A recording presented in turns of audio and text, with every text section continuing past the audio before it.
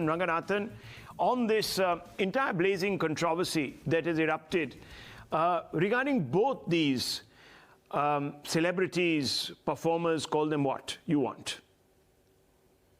Yeah, good evening, Rahul. Look, I stand with Kangana and I stand, in fact, more with Veer Das.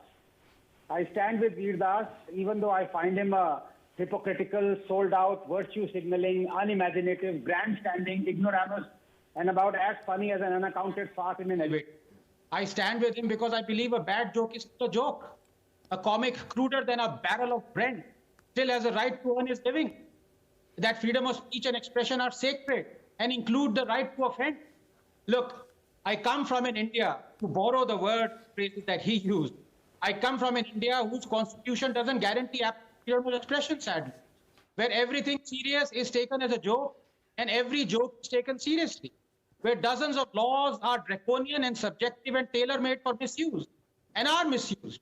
I come from an India that has laws and articles and amendments that, rather than protect the rights of the dissenter, protect those who violate his rights. I come from an India where everything is grey, everything is subject to something, everything is primed for offending religious sensibility, and all parties and politicians are equally guilty. If I'm not in jail right now in this India, it is because the state has decided that I need not be jailed. I come from an India where dozens are arrested every week for offending religious sensibilities under 295A or sedition or worse, and by all governments, BJP or non-BJP, right wing or left wing.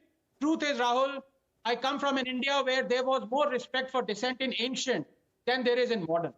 But I'm equally aware, Rahul, that I also come from an India where a stand-up makes money out of comparing the bags under his tired eyes with his grandmother's memory, where people who celebrate him for claiming we worship women by day and gang rape them by night would be baying for his blood had he said we do namaz and gang rape women by night. I come from an India where a joker can call Lord Parshuram a rapist and still be alive.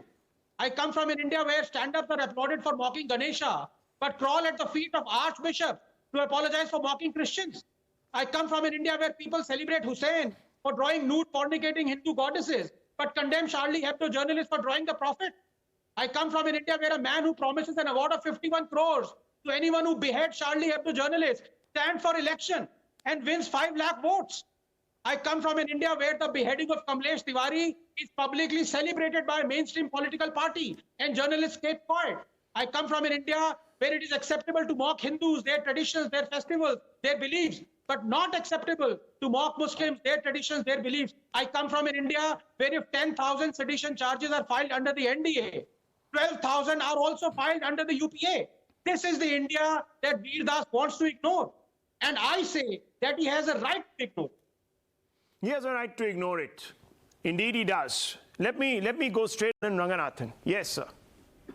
No, very quickly to my good friend, I just want to say, if at all we are discussing merits, then very quickly, I think it is rather bizarre because Veer Das is one person who would never go by merits. In fact, the only place where, as he mentioned, an AQI of 9,000 exists would possibly would be under a volcanic eruption. And secondly, when he is generalizing to the extent that we worship by day and gang rape by night, I think that's an execrable comment, and I think I was really tasteless. But he has a right to be tasteless. And number two, let me come, Ashutosh, very quickly to Kangana. I certainly do not agree. 2 points. Number one, very brief. I do not agree that when she says that we got Azadi in 2014, that maybe she was being bombastic or cynical, whatever, but I don't agree with that at all. But as far as what she said that hame jo Azadi mili, wo bheek mein mili, historically, technically, if you want to go into that, you have to go deeper philosophically into that. Was Britain really that rich that could afford to claim India? Was the mutiny? Was, Subhash Bose's thing? So, what I'm trying to say is let's not go into merits. But Mr. Not about merits. Okay, don't get into merits. That's very slippery. Let's stick to the broader fact here, the overarching debate. Let me bring in Mr.